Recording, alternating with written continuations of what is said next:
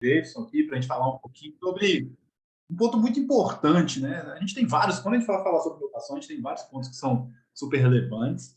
E hoje, aqui, né, no nosso dia a dia aqui, hoje eu lidero a área de inovação corporativa do EBT, e a gente fala muito sobre 5 pontos que são importantes para qualquer implementação de inovação corporativa, né?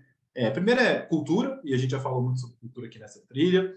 Segundo, liderança e participação da liderança. Terceiro, estratégia.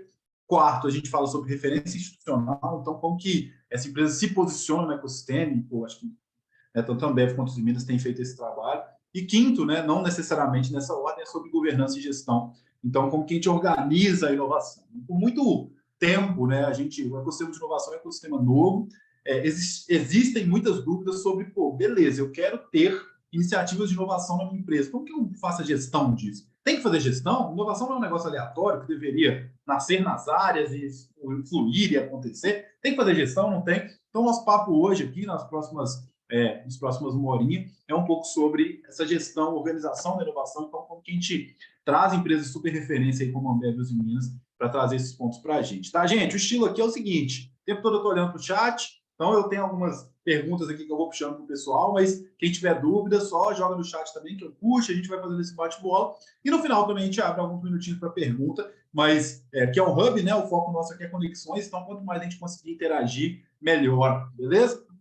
Então vamos lá. Juninho, conta pra gente, cara, dá um overview sobre o que é a inovação na Ambev, o que vocês têm feito, quais são as principais iniciativas. Então, assim, a Ambev é esse monstro, né, em relação à inovação, tem muita coisa, mas tenta resumir para a gente aí tudo que vocês têm feito e quais as responsabilidades do tipo de vocês aí. Legal. Quando você estava falando sobre gerenciar a inovação, né, eu lembrei de alguns pontos que a gente discute antes de falar especificamente sobre a Ambev, mas a gente vê muito alguns conceitos, e um dos conceitos que eu gosto sobre inovação aberta é um do Chesbrough, que ele fala que inovação aberta é um processo de inovação intencionalmente gerenciado através das fronteiras da organização. Então, assim, para você falar que você faz inovação aberta, você tem que intencionalmente gerenciar esse processo através das fronteiras da sua organização. Então, conceitualmente falando, a inovação aberta ela tem que ser gerenciável, né?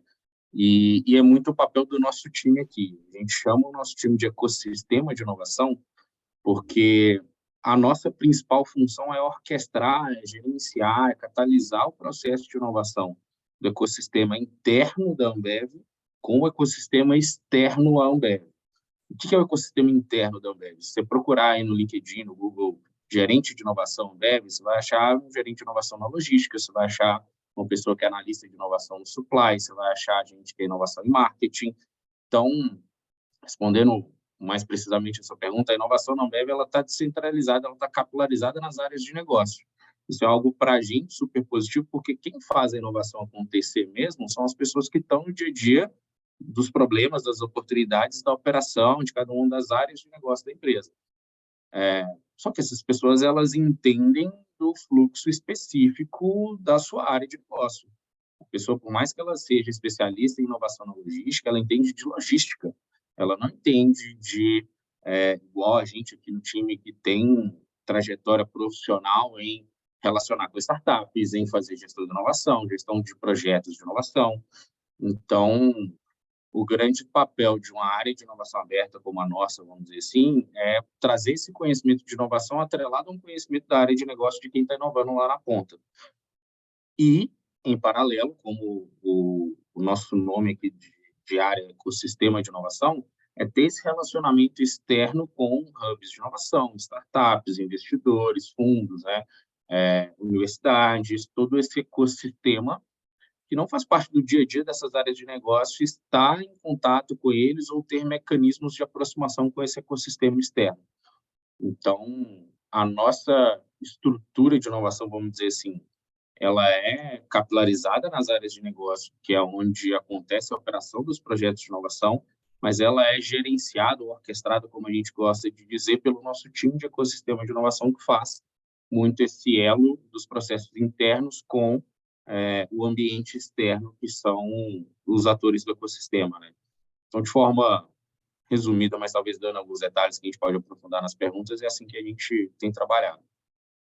Não, legal. E, assim, pessoal, o tempo todo a gente vai vendo que não tem receita de bolo, né? A gente vai ver as diferenças dentro das duas empresas aí, e é assim mesmo, né? Claro que existem, como o Vini falou, metodologias e teorias que são replicáveis, mas cada empresa é de um jeito, e eu acho que a gente vai ver essas. A gente trouxe aqui propositalmente, né, as duas empresas para conhecer um pouquinho dessas diferenças. Deilson, cara, conta um pouquinho nos Minas como é que funciona, né? Como você disse, vocês têm uma área de inovação corporativa no qual antigamente eu pude fazer parte, né? Então eu conheço um pouquinho do que já foi, mas conta para a gente aí um pouquinho de quais são as responsabilidades, atribuições da área e como que é esse processo de gestão da inovação aí internamente. Sem dúvida, Rafa. Acho assim, galera, que eu não sei da onde surgiu o conceito, né? Mas existe um conceito errôneo de que inovação não se controla, não se gerencia, faz do jeito que dá. Acho que isso é um equívoco muito grande, principalmente quando se trabalha com organização com cunho financeiro, né? Porque, naturalmente, essa empresa ela quer lucro, ela quer resultado, ela quer impacto, ela quer comprovar para os stakeholders que aquilo é interessante. Então, tem que ter uma métrica, tem que ter uma forma de avaliar. E aqui na Uzi Minas, a gente é uma área muito nova, sendo bem direto. É uma área que tem aqui 4 anos, não mais do que isso, a área de inovação é aberta. Porém, quando a gente fala de inovação, a gente tem que dar um passo atrás, porque aqui a gente sempre pensou em inovação, tá? Para vocês terem uma ideia, se entrarem no site dos Minas, vão ver isso lá, aos 4 cantos. Nós temos o nosso Centro de Pesquisa e Desenvolvimento já atua na parte de produto e processo há mais de 50 anos. Então, naturalmente, já se trabalha inovação, obviamente com conceitos e aplicações diferentes do que a gente tem visto hoje. E aqui dentro, a gente pode separar praticamente em 2 grupos, onde existe um grupo que trabalha com P&D, tá? Voltado muito mais para produtos, onde há um desenvolvimento, uma aproximação muito grande com clientes, desafios ali dos clientes. Como a gente fala de aços planos, naturalmente a gente tem um contato muito forte com montadoras, e isso desenvolve naturalmente produtos e veículos com base em parcerias conjuntas. Então, falar que é inovação fechada, não é, nunca foi. Acho que podemos chamar de inovação interna, né?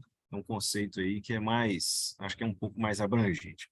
E quando a gente fala de inovação aberta, que é onde eu estou junto com o time aqui, a gente atua fortemente com cultura, tá? A gente percebeu, e acho que isso é muito nítido, que inovação não é tecnologia, inovação não é trazer um milagre. Inovação é pessoa, é gente. Então, a pessoa, antes de mais nada, tem que querer, tem que desejar, tem que ter a consciência de que aquilo ali vai fazer parte de algo maior e que ela faz parte da solução. E, com isso, a gente funciona muito como um hub interno, como um acelerador. Então, a gente acelera as iniciativas que as próprias pessoas chegam até a gente, para que a gente seja uma porta de entrada. Eu costumo falar aqui, a equipe toda fala também, que nós não somos donos da inovação, não existe isso. No mundo utópico, né, talvez podemos falar que se tudo caminhasse bem, sem interferência externa, é uma área que caminharia para o seu fim, chamar assim, porque seria um conceito natural de todo mundo e não precisaria de ter um acelerador, né? Só que a gente sabe que não é bem assim, né? Sempre um degrau, uma escalada, né? E a gente tem uma atuação no ecossistema, tem presença, tá? Foi notório o avanço que a gente alcançou nos últimos 4 anos em função disso. Eu saí de uma reunião agora aqui, antes de começar esse painel, aonde estava tendo uma reunião com a diretoria, alguns projetos, nada a ver com inovação, mas que o modelo dos projetos que estão sendo apresentados são modelos que a gente atua aqui também. Ou seja, está gerando sementes da forma de pensar, da forma de encarar os problemas, de trazer as soluções, montar parcerias, redes internas de parcerias matriciais, ou seja, é algo cultural, mas que traz realmente um resultado, tá? Rafa. Cara, Davidson, deixa eu pegar aqui e puxar seu ponto. Cara, me explica assim, ó.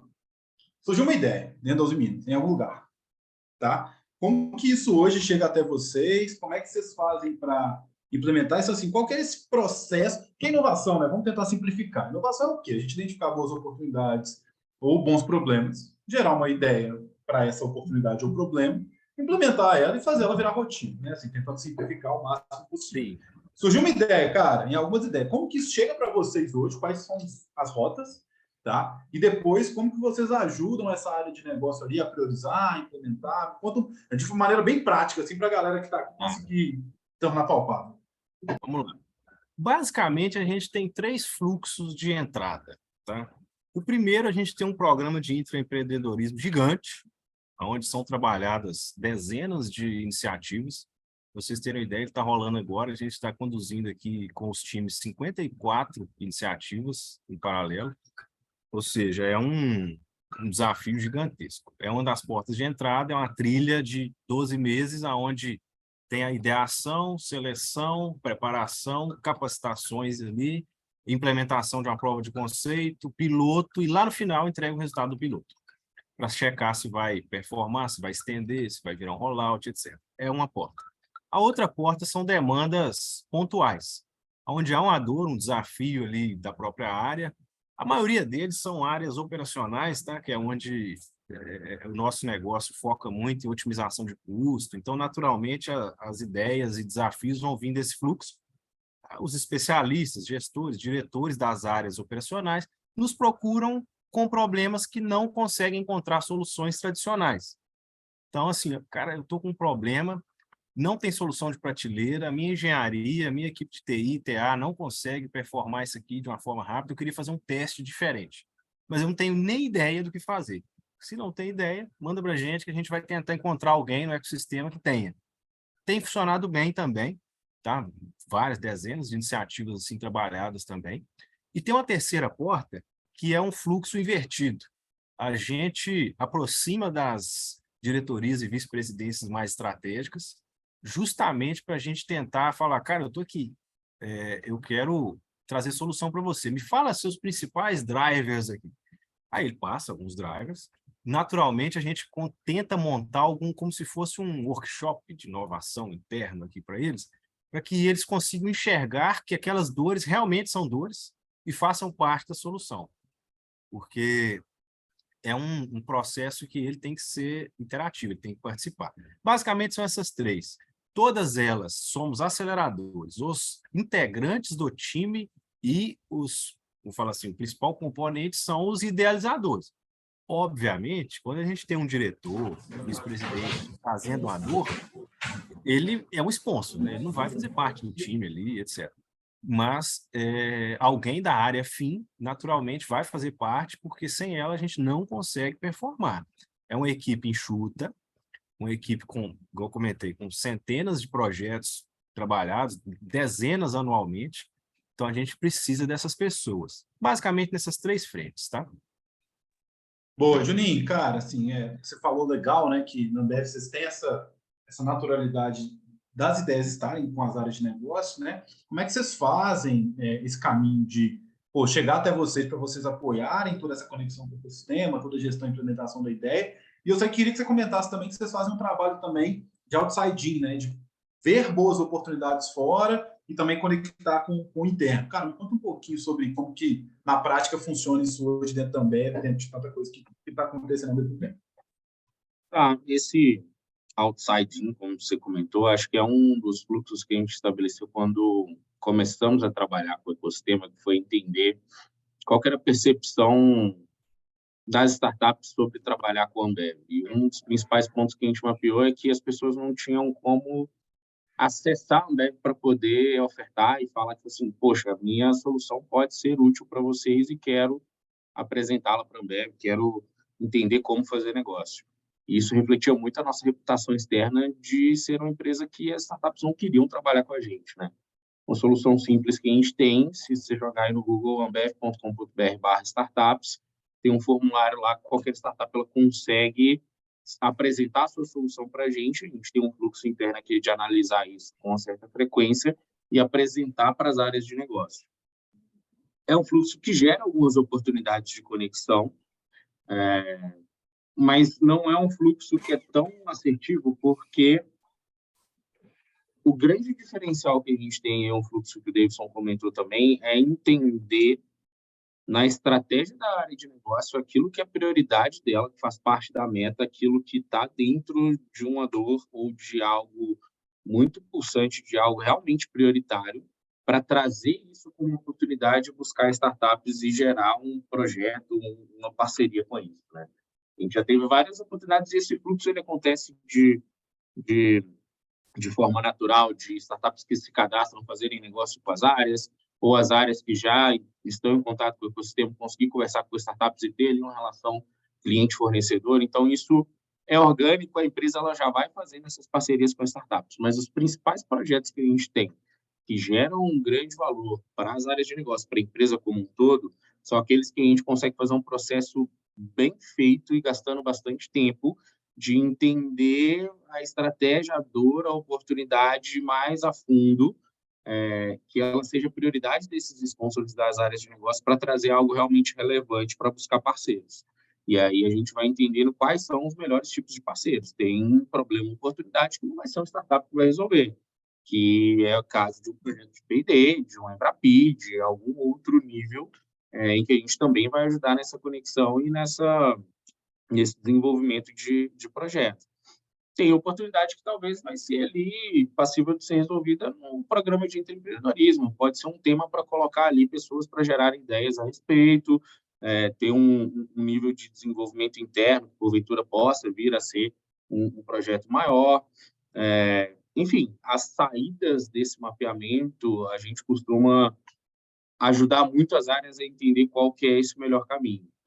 Por natureza própria, é algo que as pessoas que estão dentro dessa dor ou se fecham para tentar resolver internamente ou não sabem quais são os melhores caminhos para poder direcionar isso e detalhar essa oportunidade ou esse problema para que isso possa ser entendível para uma startup poder se aplicar dentro de um programa de inovação aberta ou para que isso possa fazer parte de um briefing com o ICT para gerar um projeto.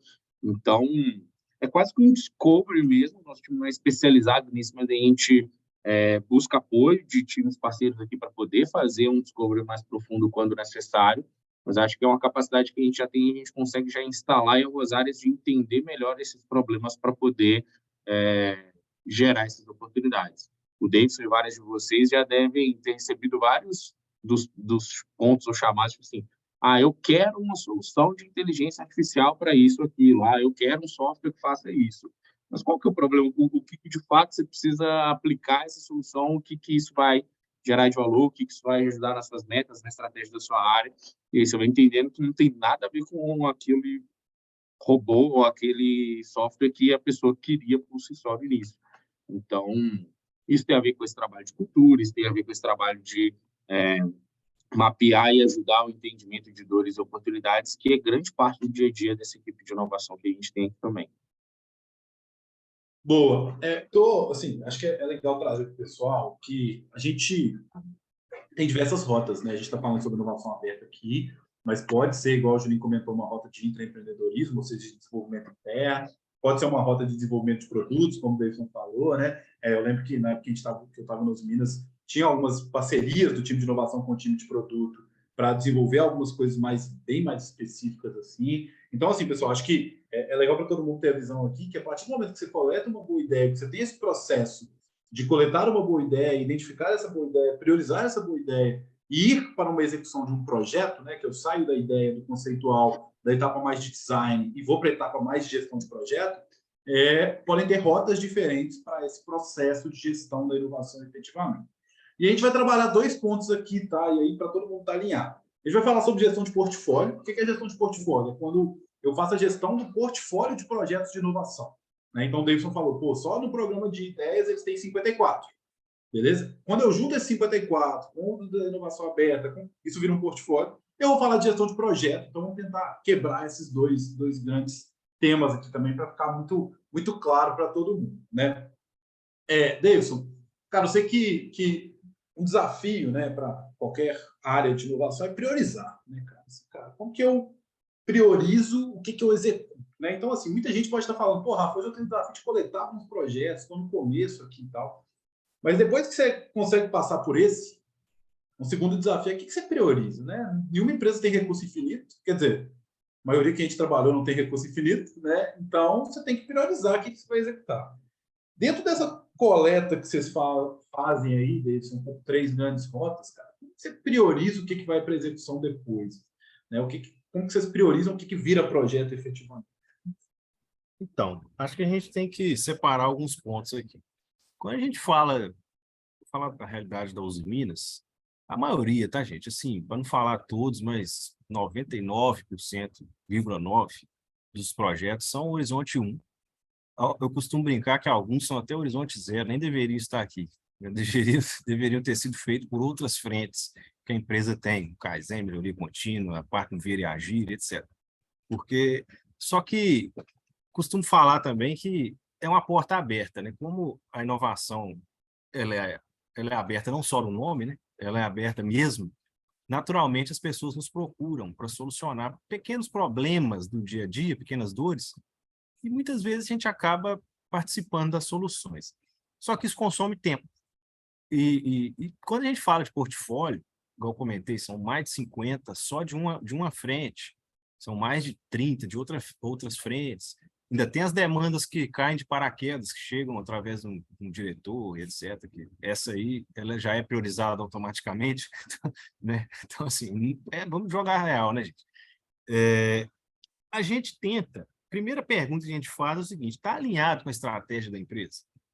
Assim, a empresa ela quer criar spin-off, ela não quer. Então, eu não vou perder tempo investindo numa dor que vai ter uma probabilidade de virar um spin-off. Eu posso até investir nela, mas com um olhar de horizonte 1, talvez um horizonte 2. Então, eu não quero transformar aqui num novo negócio, transformar aqui numa nova empresa, não é o objetivo. Então, naturalmente, eu já limito meu escopo. Essa é uma das perguntas que a gente faz primeiro. Segundo, isso de fato é uma solução que precisa ser de inovação ou tem na prateleira? Se a gente fizer essa pergunta, a percepção que a gente está tendo é que boa parte do que chega para a gente não precisa ser inovador, não. Tá? Eu vou citar um exemplo que aconteceu ontem. Me procuraram aqui querendo criar um equipamento móvel aqui com bateria. Cara, a solução está pronta. Beleza, compra a bateria, coloca no equipamento, vai funcionar. Está aí. Estão vendendo até carro aí, se tu não sabe, já com isso. Então, assim, não tem nada de elemento inovador. O que a gente tenta mostrar aqui dentro é que a gente não é um banco, tá? Nós não somos uma porta fácil para gastar dinheiro aonde lá no tradicional não se consegue. O cara muitas vezes tem lá um projeto, passa pela engenharia, aí tem lá aqueles critérios de priorização, aqueles master plan infinito de tal, etc. Aí ele não aprova. Aí ele procura um time de TI, marquei o projeto, também não aprova. Deixa eu dar uma olhadinha com a galera da inovação, que ali passa, né? Só que a gente percebe que não é bem assim, não pode ser assim. Não façam essas perguntas, a gente tem feito ela. E acho que uma terceira que a gente faz aqui, assim, sempre o que eu vou ganhar com isso? Eu vou ganhar muito? Pouco? Vou ganhar nada? Eu vou investir tempo e não ter retorno nenhum? Quando falo retorno, parênteses, não é só financeiro, tá, pessoal? É retorno qualitativo também. Segurança, meio ambiente, social também pode ser contabilizado, tá? E, obviamente, esse retorno a gente fala assim, eu não quero limitar num piloto, né? Eu preciso pensar no pós, preciso pensar no rollout, no scale daquilo ali. Ele tem chance de virar? Será que essa linha, ela é uma linha prioritária? A gente percebe aqui, tá? Me estendendo um pouco além aqui, a gente percebe que muitas linhas, elas sofrem de um processo de sanduíche, né? Elas estão no meio do caminho. Acho que toda empresa vai ter isso. As primeiras, elas têm muita influência na matéria-prima.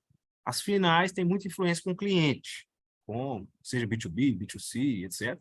As do meio sofrem muito, porque os projetos, o que ela vende? O que ela compra? Ela é linha de incremento. Então, naturalmente, projetos de incremento nessas linhas, dificilmente eles são aprovados pelo driver financeiro. Então, a gente tem que ficar dando voltas e mais voltas para tentar criar rollouts. A gente tem percebido que projetos nessas linhas nem sempre vão ser priorizados. É o aprendizado que a gente está tendo aqui. Então, porque em algum momento, uma das perguntas não foi feita. O que eu vou ganhar?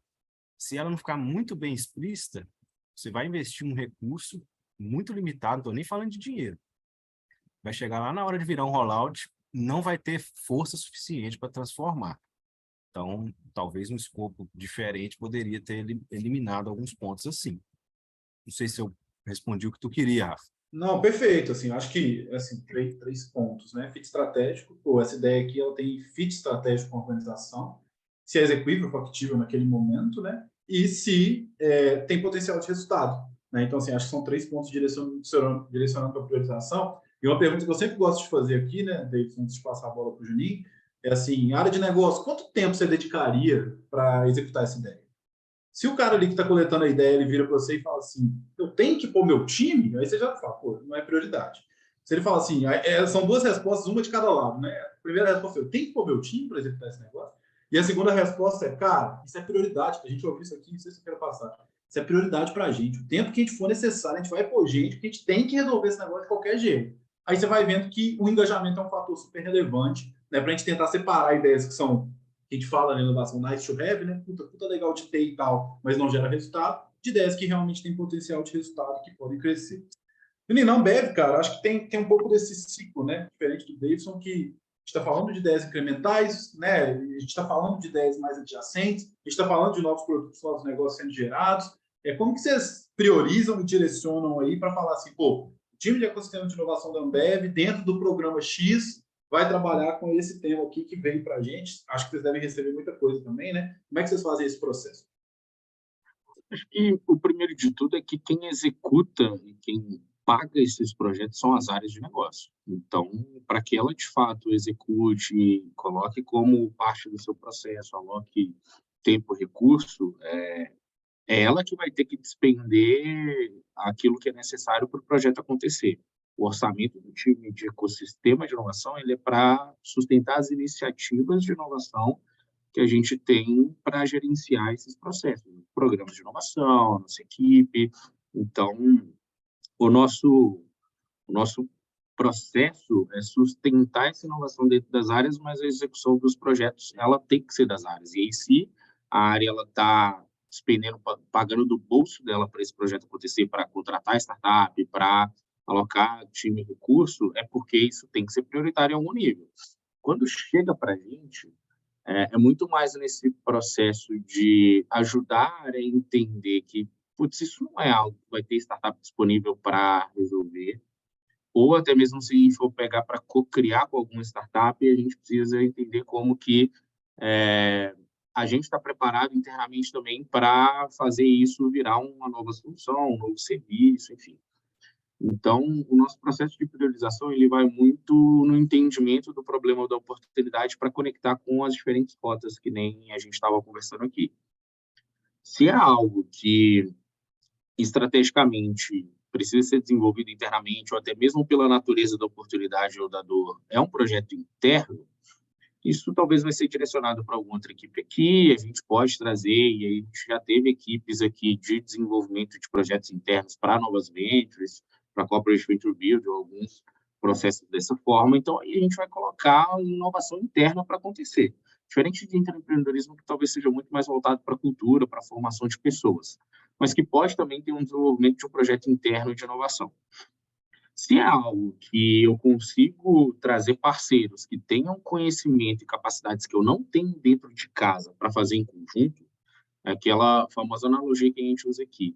Se na corrida dos 100 metros eu consigo trazer alguém para junto comigo, eu já largar nos 40, nos 60, vamos entender qual que é a melhor iniciativa para trazer esse melhor parceiro. Se é uma conexão plug and play, a gente tem um programa específico para isso. A gente vai ajudar a achar soluções prontas que vão se conectar com essa área, ela vai conhecer essas soluções e ali ela vai tocar na vida dela uma prova de conceito ou contratar essa startup na modalidade que for mais adequada e a gente acompanha com a frequência menor, a gente vai estar ali.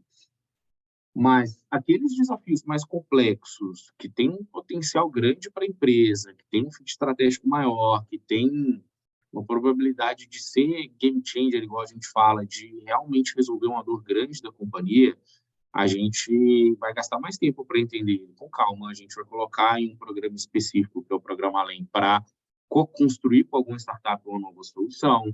a gente vai ter um tempo de piloto maior, a gente vai ter um dispêndio de orçamento do nosso time maior também, para trazer consultoria para ajudar na gestão desse projeto, para trazer parceiros mais qualificados. Enfim, a gente vai oferecer um suporte maior para a área, porque a gente acredita que esse projeto ele vai ser muito mais relevante para a companhia no final, quando isso for, de fato, resolvido dentro da empresa ou isso foi implementado de uma forma lá no futuro. Isso reflete muito também nas metas e no que o time de ecossistema acompanha internamente. Então, hoje, dentro da nossa estrutura, a gente olha o potencial de receita, o potencial de ganho que a gente gera para a Ambev em milhões de reais através dos projetos de inovação que a gente desenvolve aqui em conjunto com as áreas. Então, se eu fizer X ou Y projetos, eles precisam gerar um potencial de retorno para a empresa, que é a meta do nosso time aqui, de fazer com que esses projetos sejam desenvolvidos para serem implementados aqui com esse potencial de geração de valor maior. Outras metas também são passíveis de acontecer dentro do nosso fluxo, cases gerados, conexões, e a gente vai entendendo como que a gente baliza o que é transformacional, que a gente chama talvez até mesmo de H2 ou H3, são projetos mais complexos e que vão ter ali um grau de inovação maior, o que é adjacente, o que é incremental, como que a gente tem dentro da ambidestria organizacional um balanço de diferentes tipos de iniciativas e projetos de inovação, porque no final das contas, o time de inovação, a inovação da empresa como um todo, junto com as áreas de negócio, ela precisa entregar resultado a curto prazo, ela precisa entregar coisas que sejam provadas, mas que também gerem aprendizados, que tenham um nível de risco ali para poder dar errado também, e talvez 1, 2, 3, alguns pequenos tiros mais arriscados que vão ali gerar um potencial muito grande para a empresa ao longo do tempo, que é o que, de fato, eu sempre costumo falar, a gente sempre se pergunta aqui, se não existisse o time de inovação, esse projeto ia acontecer? Alguém ia acreditar e colocar isso na pauta para que isso fosse desenvolvido, empurrado e de alguma forma testado nesse nível de risco para acontecer dentro da companhia? Se alguém já fizesse isso, talvez não seja o nosso papel. Agora, se ninguém vai fazer, talvez seja o papel do time de inovação fazer isso com um certo nível de risco para poder, lá na frente, isso ser um resultado de inovação mais transformacional. Então, esses projetos aí que tenham esse nível de risco de longo prazo, talvez não são grande parte do tempo, porque tem que ter esse equilíbrio da cesta de projetos, mas precisam ser parte do portfólio de uma área de inovação como a nossa, porque se ninguém está fazendo e a gente não está fazendo, a empresa não vai ter ninguém olhando para isso no futuro. Alguém precisa fazer. Cara, acho isso legal. Antes de passar a bola para o Deison para a gente falar sobre outro tema, só deixa eu aprofundar nisso, cara, que assim, acho que uma das coisas que faz a Ambev ser destaque aí, né, e configurar como uma das empresas mais inovadoras do Brasil, tá, do planeta aí, em muitos pontos, é essa diversificação de portfólio. E como vocês conseguem fazer isso bem, né? De tipo, fazer as inovações incrementais sim, puxar isso, mas também olhar para inovações mais adjacentes. A gente vê a empresa passando por uma transformação muito forte digital também, sendo uma empresa tendo coisas mais disruptivas, né? Hoje, quando você olha cara, você está olhando para o seu portfólio, vocês têm uma meta assim de, cara, eu quero ter 70%, assim, o clássico é 70% incremental, 20% adjacente, 10% disruptivo. Vocês têm uma meta assim, vocês tentam direcionar para isso ou não, assim, cara, baseado mais na oportunidade do que nesse balanço de portfólio aí que a gente fala? A gente tem dentro das nossas OKRs uma lá de projeto em H3 e tal, mas assim, hoje a gente entende, isso é puxado por várias pontas dentro da companhia, né? Então tem um time de marketing lá buscando alguns tipos de inovação, mais em produto, que vão falar que são talvez mais disruptivos, mas na hora que a gente analisa, tá, beleza, tem um novo líquido ali, é um processo talvez muito mais de PDI, pesquisa, desenvolvimento e inovação, do que um projeto de inovação em H3, sabe?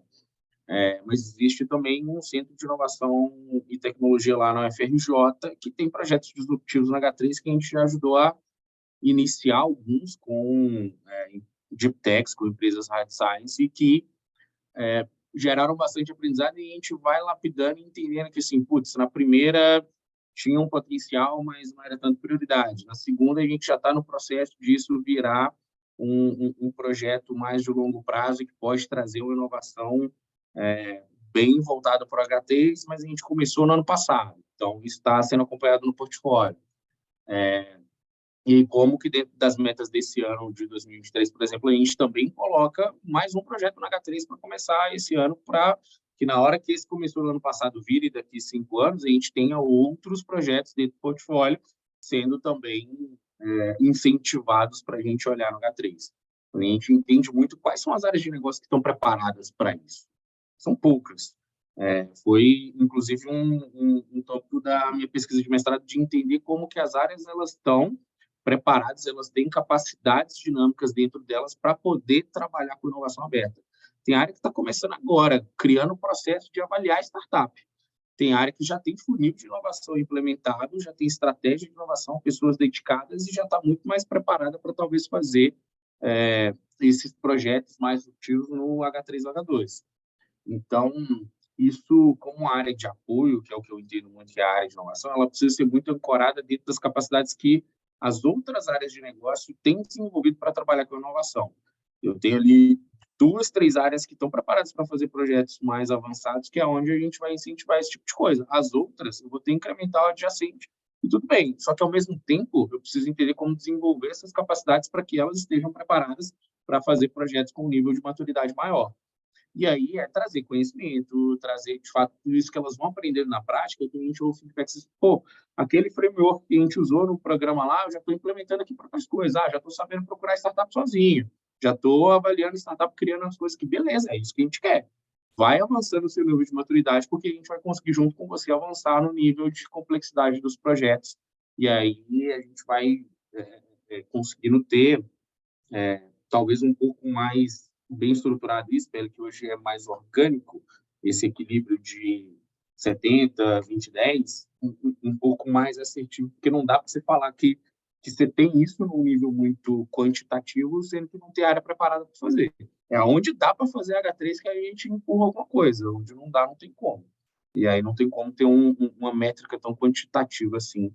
Por mais que a gente ache que a Ambev ela tem uma maturidade muito avançada, na prática isso varia muito. Isso varia de pessoas que às vezes estão nas áreas e saem, isso vai se perdendo e vai sendo instalado a todo momento dentro do nosso trabalho aqui. Cara, legal demais. Assim, acho que é uma visão boa para o pessoal, de assim, pô, na teoria, na prática a teoria é outra, né? Então, assim, a gente vê que no dia a dia a gente vai trabalhar coisas mais sutis, principalmente com quem tem mais maturidade, né? Porque, assim, culturalmente, né, você fala, cara, estamos fazendo um teste aqui, que ele é muito mais arriscado, que a gente está indo para um negócio novo, a chance de dar errado é muito maior e talvez vai ser mais caro, vai precisar de mais tempo e tal.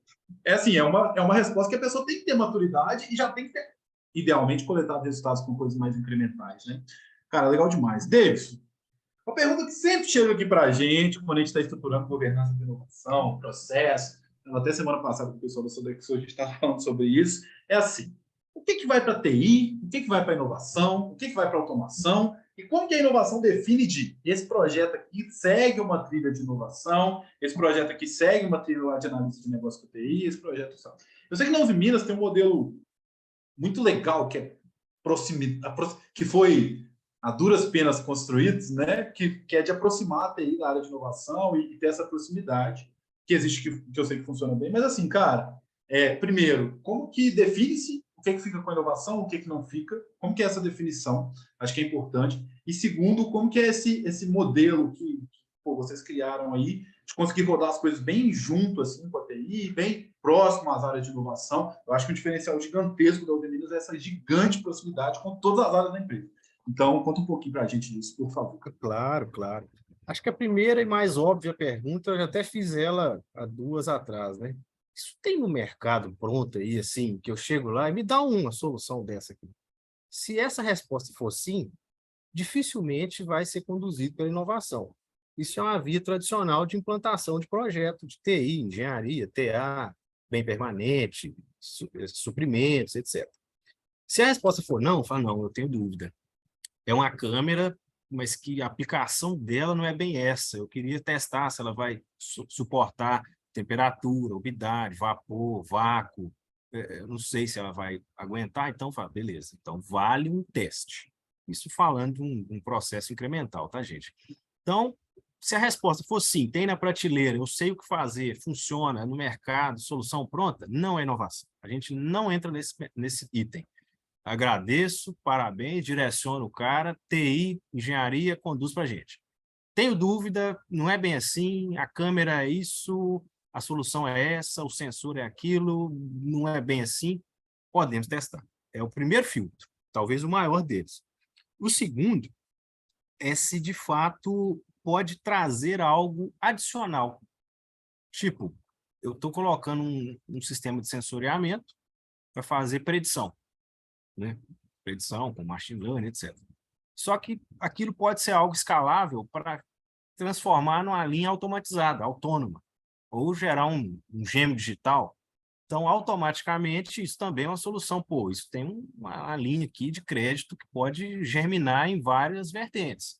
Também é um projeto que a gente tende a puxar para a gente e não deixar com a linha tradicional de investimento. E existe uma outra forma que é, eles nos procuram, tá? Fala, cara, eu estou com a demanda de master plan, mas isso aqui, eles estão querendo sensoriar ponte rolante para detecção de humanos atrás de equipamento. Então, um exemplo aqui, tá? Aleatório. Só que eu não sei se isso vai funcionar, porque é um tipo de sensor que não é para isso. Aí, tudo bem. Aí, o que a gente faz? Monta um squad misto, onde tem time de inovação, mais equipe da área, equipe da TI ou da engenharia que solicitou, para testar aquela solução, faz uma prova de conceito, um piloto.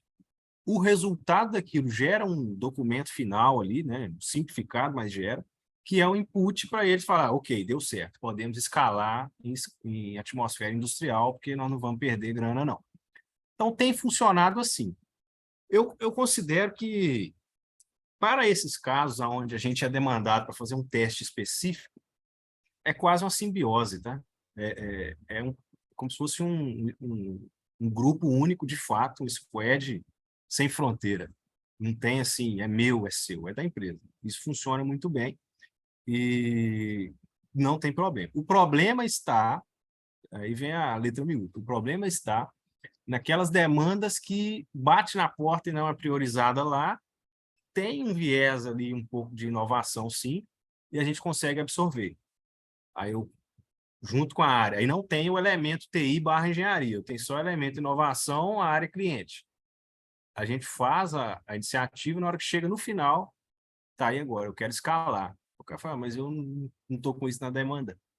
Então, é um problema, já estou até antecipando, é um problema que a gente tem enfrentado, tá? Eu apelidei carinhosamente aqui do cemitério da inovação, que é onde tem um monte de projeto ali morto ali, sabe? É uma Tem uma galera ali que nós estamos querendo fazer zumbi dele, trazer de volta, mas não está fácil, não. Então, assim, recapitulando. Tem na prateleira? Esquece, gente. Não perde tempo, não. Tenta evitar. Porque o cara já... Bateria para o carro, cara. Bateria para o carro. Não tem que inventar mais. Teve uma galera, um monte de pesquisador, fera aí, que já desenvolveu, aplica. Ah, não, mas eu quero colocar uma bateria, mas uma bateria aqui de algodão. Ah, então, beleza. Então, nós temos que fazer um negócio diferente, junto com o Embrafim, talvez fazer uma pesquisa patrocinada junto com a universidade. Aí é outro viés. Mas, em linhas gerais, é não. E o outro ponto que eu comentei aqui é se tem dúvida. Tem dúvida, pode ser que tenha inovação. É promissor, pode germinar, vai dar bom, tem uma força, tem um vetor somando, tem vetor contra, isso é um ponto favorável. O nosso caso aqui, a gente trabalha, no caso da inovação aberta nossa aqui, a gente não mexe tanto assim com algo disruptivo, tá? Justamente pelo caráter. Tem as equipes de marketing, o Lain lembrou bem aqui, as equipes de marketing, de produto, de P&D, que trabalham em soluções. A gente apoia em várias delas, só que naturalmente são soluções de maior range, prazo maior, formam-se alianças multiempresariais, na maioria deles. Eu estou aqui junto com a Stellantis, com a Toyota, com a Renault, desenvolvendo um novo veículo, desenvolvendo um novo tipo de aplicação, e a gente entra junto como um elemento somatório ali via fomento, via um Rota 2030, para absorver créditos de lei do bem. Então, a gente atua nisso. Se isso é um projeto que tem caráter, que pode ter algum desses elementos inovadores, aí eu já saí até da inovação aberta da gente. A gente entra. Entra porque, o que a gente falou, não tem quem faz. Então, a gente tem que fazer, que é bom para a empresa. Então, é um critério também. Tá? Boa, nós estamos... Desculpa, Ok. pode. Me encerro aqui para não estender demais também. Tá? Não, beleza, desculpa aí te cortar, mas é porque nós temos, meu ponto aqui tocou, nós temos 18 minutinhos aqui, eu vou tentar Tá bom. evoluir aqui para gente ir seguindo. Cara, começando com você, Deison. Cara, conta um case aí, cara, que você acha legal, tipo que vocês fizeram, que você se orgulha bastante, prático, assim, e aí, mais nesse viés de como foi o processo mesmo, sabe? Aqui, né, pessoal, a gente não tá para fazer pitch de case para ganhar o Demo Day da empresa, não. A gente está aqui para contar do processo, né? Não, Então, cara. conta um case aí que você acha legal, e aí depois eu vou pedir para o Juninho também, e a gente abre o pessoal para perguntas aqui, tá? Tem alguns cases, né? Acho que de forma bem genérica dá para a turma entender. Eu não sei, acho que a turma aqui está bem mista, né? Tem gente que já conhece mais, tem gente que está chegando agora, é natural. Entra na piscina com a gente, que tem espaço demais ainda. Uma coisa que a gente observa é que a inovação, principalmente quando está começando, pessoal, a gente tem que ter ícones, tá?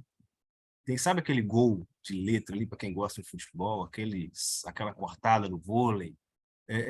Tem que ter. E isso, quando você traz um ícone, as pessoas enxergam aquilo, elas materializam a inovação.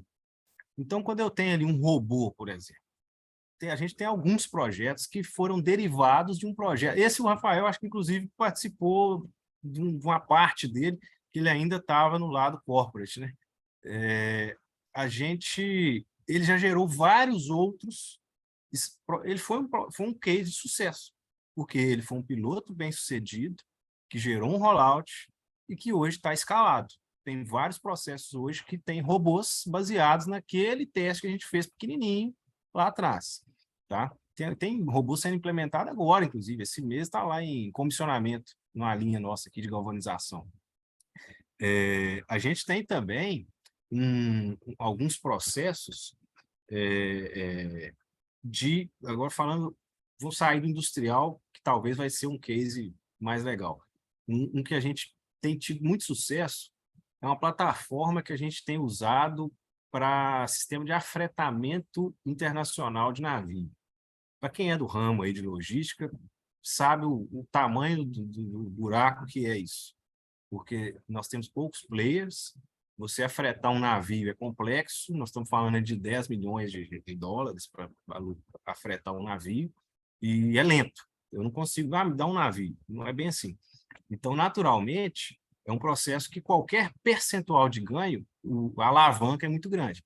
Então, a gente entrou nessa seara, foi uma seara complexa, tanto interno quanto externo, e tem dado resultados assim satisfatórios gigantes, tanto a parte de gestão interna, como principalmente como cifras assim milionárias. Nós estamos falando aqui de 20, 30 milhões de economia por ano, com base num projeto que nasceu como uma ideia. E se a gente desenvolver uma plataforma junto com a startup aqui, que faz um afretamento, etc. Então, tem dado muito certo e isso tem gerado frutos. Já estamos sendo procurados para sistema de afretamento de caminhões, de ferroviário, para matérias-primas, tudo fruto desse tipo de produto. São ícones, são verdadeiros goals, né? Então, acho que são dois cases assim legais que podem servir como uma inspiração, tá? Perfeito. Juninho, conta aí, cara, algum gol bonito que você se orgulha de ter feito aí, que vocês participaram mais ativamente. Cara, tem alguns, passaram vários na minha cabeça. Vou tentar trazer alguns que são de diferentes vertentes, né? A gente aqui analisa principalmente 3 tipos de projetos: projetos de saving, de economia, projetos de receita incremental, que ajudam a aumentar a receita da empresa, e projetos de novas receitas. Recentemente, tem 2 que foram cocriações com startups mais voltadas para produtos que foram assim. Se a gente parar para pensar que a gente saiu do zero, do mapeamento de uma oportunidade de novos produtos ou novas coisas para o consumidor focados para a saúde e bem-estar. A gente chegou um produto da prateleira em 1 ano e meio, no máximo, foi com a startup Bold e a Vitamines. Então, são 2 produtos que estão na prateleira depois de 1 ano e meio e, assim, foram cases sensacionais nesse sentido de criar novas receitas com produtos que não existiam e a gente fez a cocriação por completo. Tem alguns projetos de economia de saving, né? Com a startup Embedo, dentro das cervejarias, a gente co-desenvolveu um sensor automático para que se calibra sozinho para a linha industrial. A gente tem alguns outros projetos um pouco mais antigos que tiveram um aprendizado super bacana com a própria Melios, que nem é tão startup mais, mas tem startups dentro da Melios. Foi que a gente desenvolveu uma tecnologia nova de identificação de cashback na nota fiscal. Era algo que a gente queria fazer, a startup não tinha solução pronta, e a gente desenvolveu em conjunto e segue hoje num modelo de parceria comercial, mas que a gente criou junto, algo que ajuda muito o consumidor para ter esse tipo de incentivo de vendas. A gente tem alguns outros projetos mais voltados a uns que eu me orgulho bastante, que são corp to corp. E a gente fala que a gente faz pouca coisa entre corporações e a gente hoje faz o nosso programa de empreendedorismo junto com outras empresas, com a Livelo, com a Brasilseg, com a Audi. Então, a gente consegue trazer pessoas que são de diferentes empresas para aprender em conjunto e criar projetos de inovação dentro de um ambiente que eu vejo pessoas, sei lá, da Brasilseg, da Livelo, discutindo problemas de venda com o time da Ambev e essa troca acontecendo entre empresas, eu acho sensacional. É um case de um programa de empreendedorismo que virou um produto nosso, que é algo que a gente desenvolveu aqui. E, enfim, tem vários. São alguns dos que a gente tem feito aqui, bem diversificado entre áreas de negócio, na parte de produto, na parte industrial, na parte de logística. Tem 2 startups que a gente conectou que resolveram um problema gigantesco de flexibilização de frota e de entrega last mile aqui com a gente. Um com a Zump, que é uma startup de BH que eu ocupei desde o início, tive a oportunidade de visitar a operação da startup, e depois veio a Airclouds, que é uma startup chilena, a Luísa, que está aqui, acompanhou mais de perto esse case.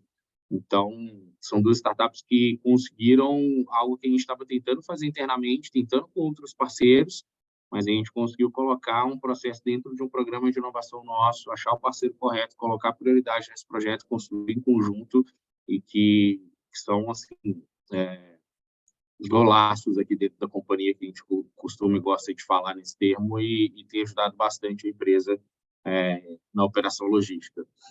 Então, tem alguns para contar, mas acho que o principal ponto é que, sempre quando eu paro para pensar nesse case, é uma história que me orgulha muito de contato com o empreendedor e com a empreendedora, que, se não fosse a área de inovação, se não fosse a gente, provavelmente esses cases, não sei se talvez não iriam acontecer, mas não iriam acontecer da forma que foram, de empreendedor me ligar à noite falando assim, Juninho, chorando, acabei de sair de uma reunião com o jurídico e eu estou devastado.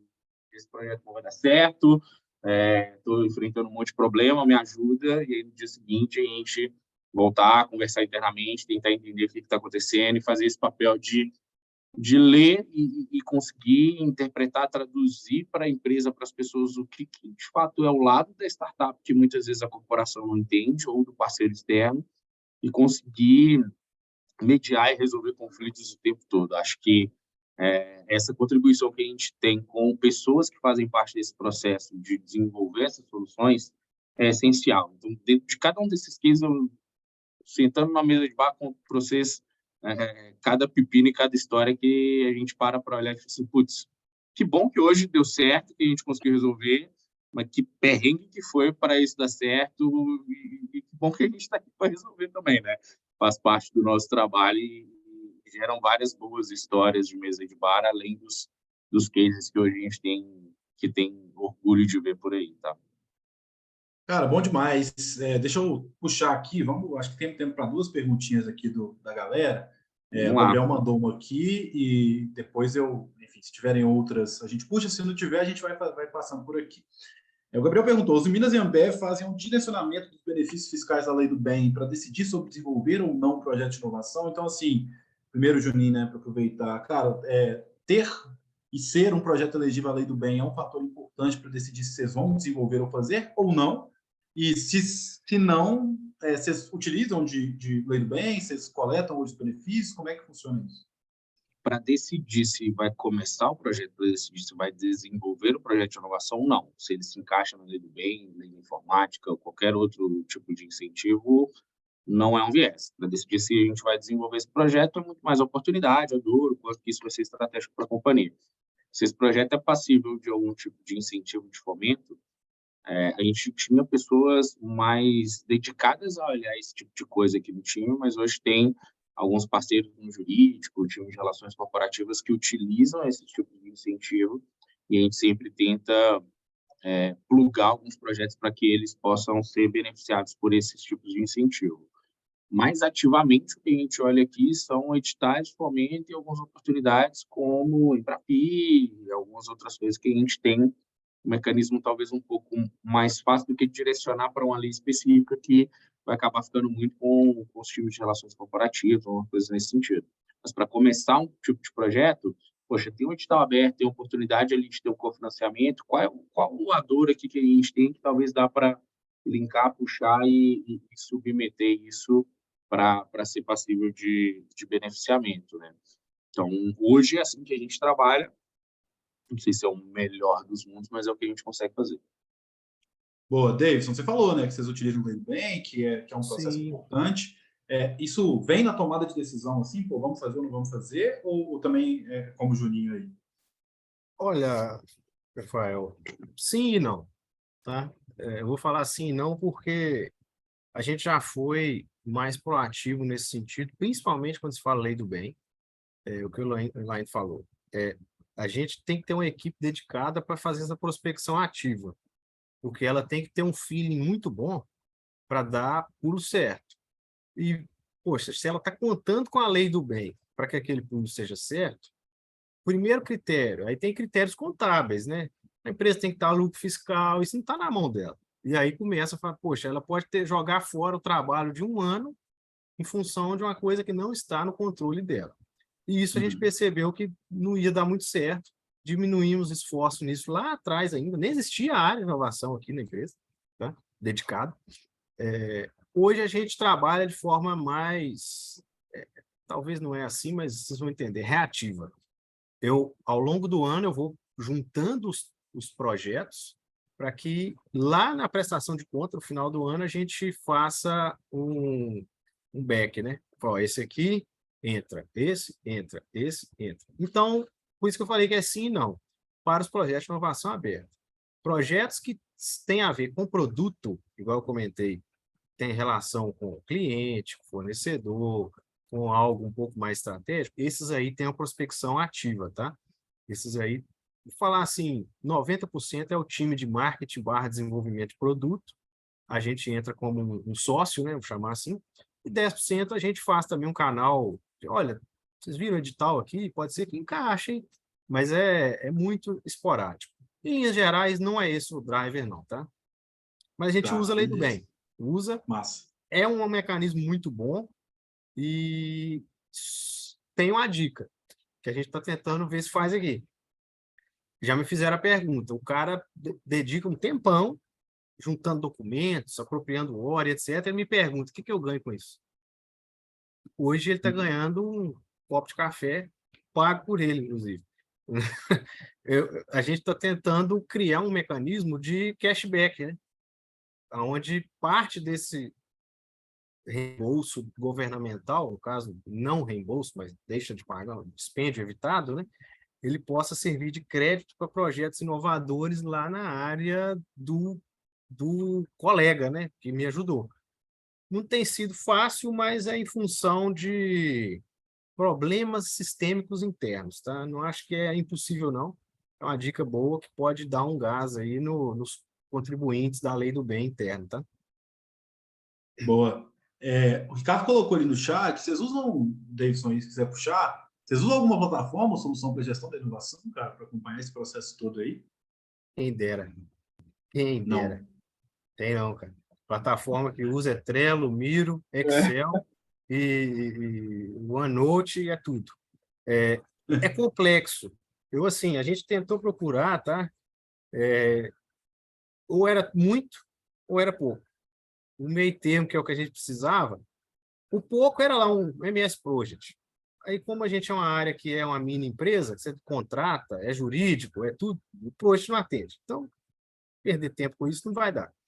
Ah, não, então eu quero um PPM, eu quero controlar um portfólio através de uma solução de PPM.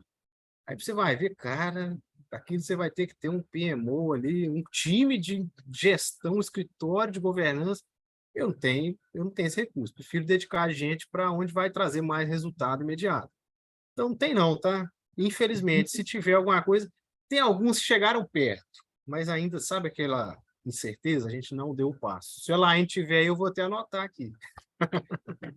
A gente já usou há um tempo atrás, quando eu comecei aqui no time, tinha umas plataformas pagas, mais estruturadas, voltadas para a gestão da inovação mesmo.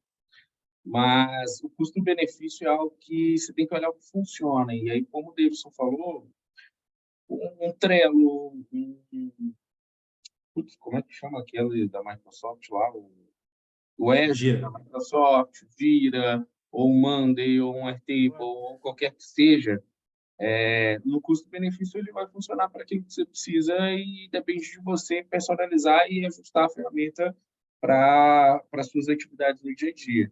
Então, hoje, a gente já usou o Monday, a gente está voltando para o Airtable, a gente já usou algumas pagas mais robustas, voltadas para a inovação, mas o que eu acredito de verdade é que tem que ter um equilíbrio entre esse custo-benefício para poder funcionar. A plataforma ela precisa te entregar aquilo que você precisa e às vezes você está contratando bala de canhão para matar formiga. E aí esse recurso pode ser alocado em algumas outras coisas mais relevantes, tá? Tem muito. A gente hoje no EBT, a gente tem a Zing, né, que é a plataforma de gestão de inovação que ajuda algumas empresas, cara, mas com todo mundo eu falo essa mesma coisa. Assim, primeiro, você tem seu processo bem definido, bem desenhado É. e as métricas acompanhadas, etc. Quando você não tiver isso bem estruturado, assim, qualquer. Que às vezes as pessoas pensam assim, pô, eu tenho a plataforma, eu vou fazer a gestão. E, É. assim, essa não é uma verdade nunca, né? Então, eu acho que ajuda a organizar, né, quando você sai do Excel. Eu lembro nas Minas, na época que a gente foi para a Idea Note, né, que era uma plataforma de gestão das ideias, principalmente, ajudou, assim, mas assim, pô, é aquela coisa super diferencial que não dá para viver sem, ainda mais a gente que tem um mindset muito de piloto, né? É difícil de ser convencido, às vezes, por qualquer coisa. Então, assim, acho que ajuda, é um apoio, mas não é mandatório, né? E eu falo isso muito com os nossos clientes aqui hoje também. Beleza.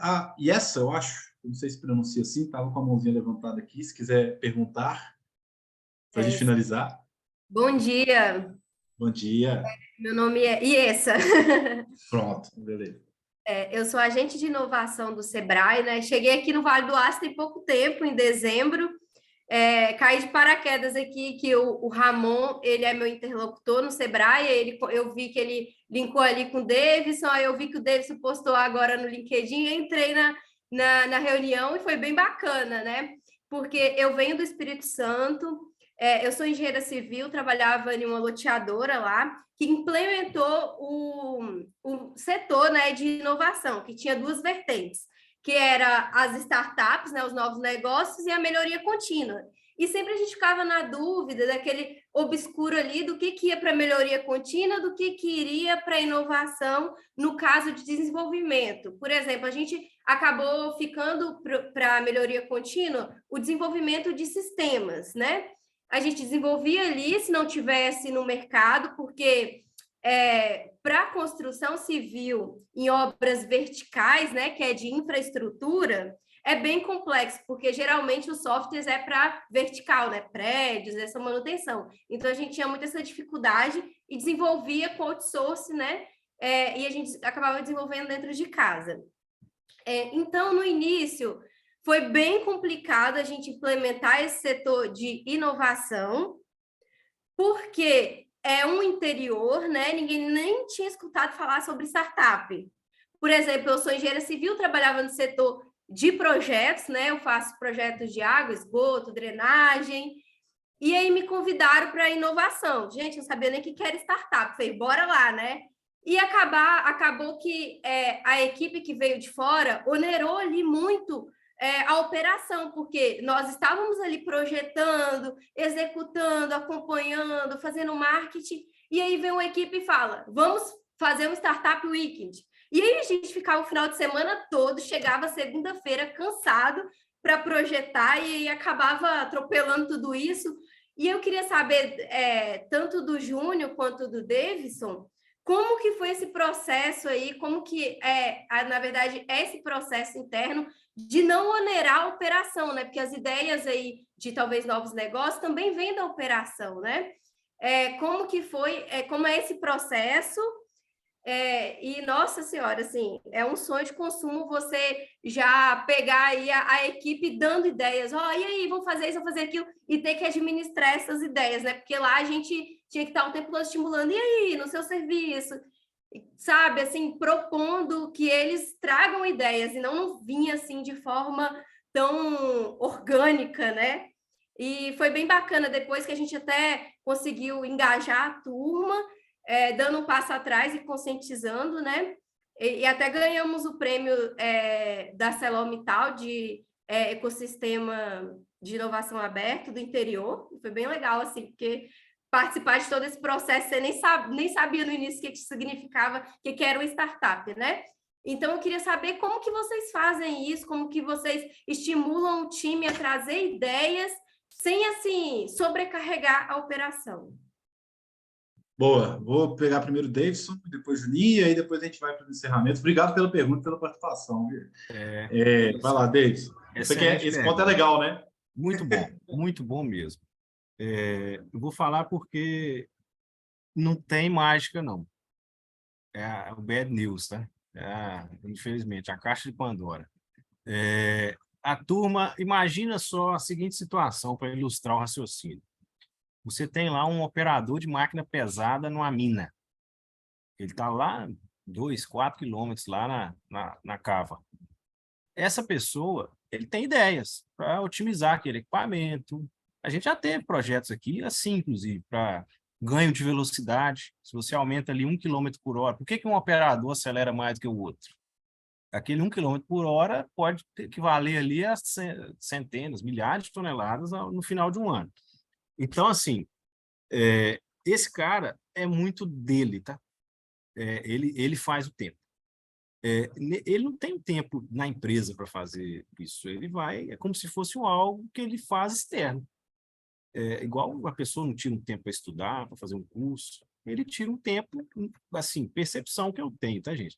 Porque ele não está fazendo isso aqui dentro. Ele está fazendo aonde? Ele está fazendo fora. Então, a gente não tem o direito, aqui como área de inovação, eu não tenho o direito de interferir na operação toda hora por causa de um projeto de inovação. Eu sou proibido moralmente aqui dentro de fazer isso. A gente faz em alguns momentos, mas é muito específico e combinado, tá? Mas na grande parte do tempo é da própria pessoa engajada, ali, um embaixador, um ponto focal, algo assim, que ele acaba fazendo nos momentos que ele tem de ociosidade, tá? Eu não posso interferir, não. Engajamento é um ponto super relevante e a gente brinca aqui que todo dia operação e inovação saem de casa, né? E muitos dias só a operação volta, né? Então, assim, acho que é importante, mas a partir do momento também, né, Davidson, que a organização como um todo entende que é relevante, cara, e que, assim, acho que você deu um exemplo aí de participar do Startup Week de final de semana, talvez não traga tantos resultados pautáveis para a organização. Agora, quando ele está fazendo um desafio ali que vai gerar milhões de redução de custos, aí é um pouco diferente a importância disso dentro da empresa, né? Diga aí, Juninho.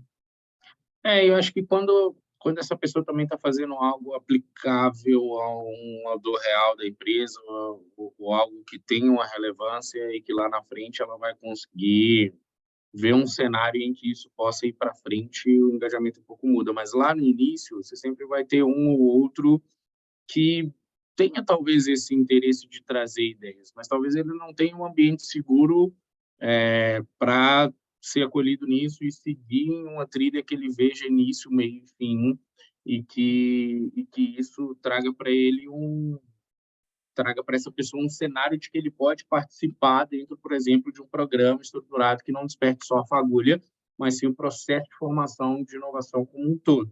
É o que a gente tenta fazer aqui.